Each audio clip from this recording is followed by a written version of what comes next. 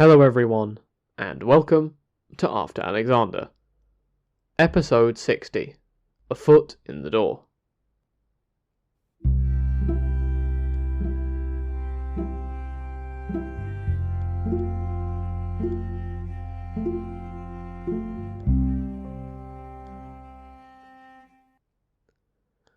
Last time, we discussed the deteriorating situation in Parthia.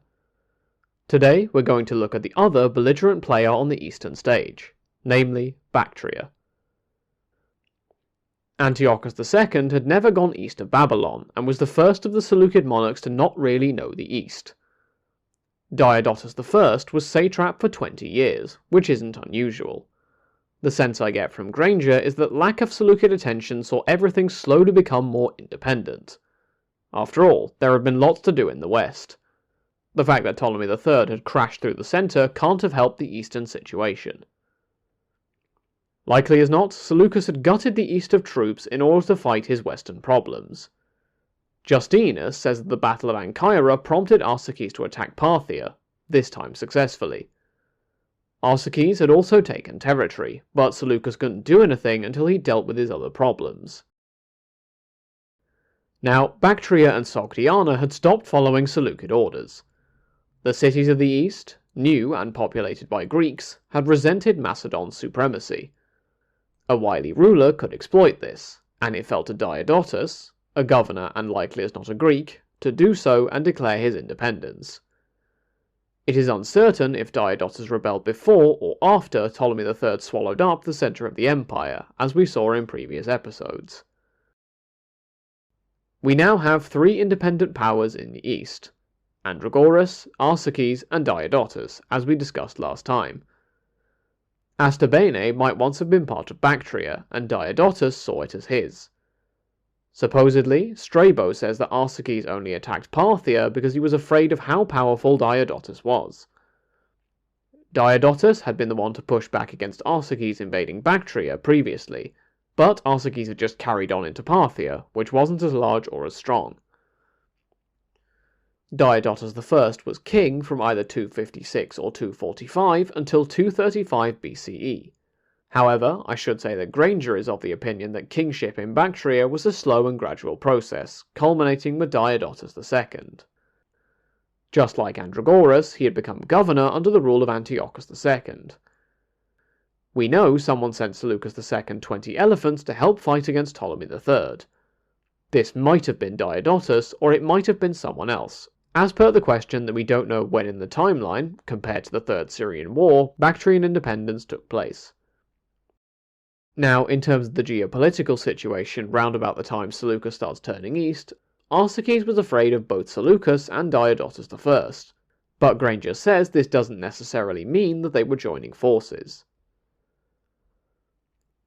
Around about this point in our narrative, Diodotus I died, and his son succeeded him as Diodotus II.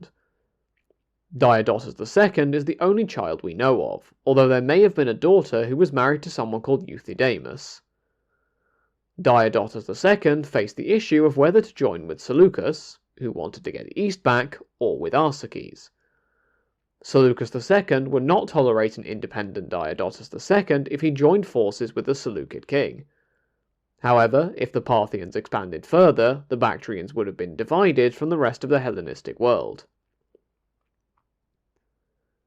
Diodotus I had been hostile to Arsaces, as we discussed earlier in the episode.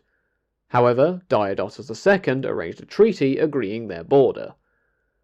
It is unclear if Diodotus II was backing Seleucus in the forthcoming conflict, or if he stayed out of it.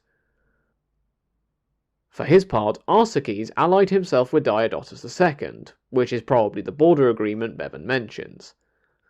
I'm not certain if this means that Arsaces was just friends with Diodotus, but Diodotus wouldn't have helped him, or whether it means there was a reciprocal agreement. The wording from what I gather in my sources is a little bit contradictory. All of this might have been response in Seleucus II heading east.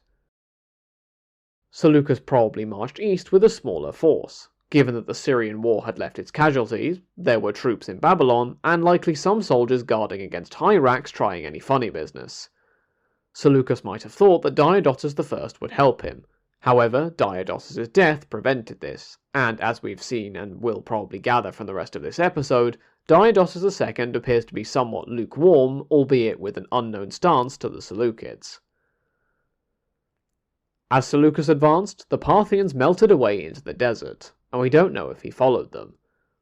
There might have been conflict, although Arsaces can't have wanted this unless Seleucus II was cornered.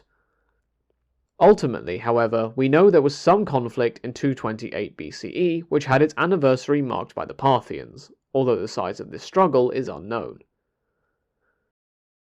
Regardless, trouble reared its head in the west, and Seleucus was forced to head back again before he had decisively done anything. This is because Hyrax attempted to assert his rise once again.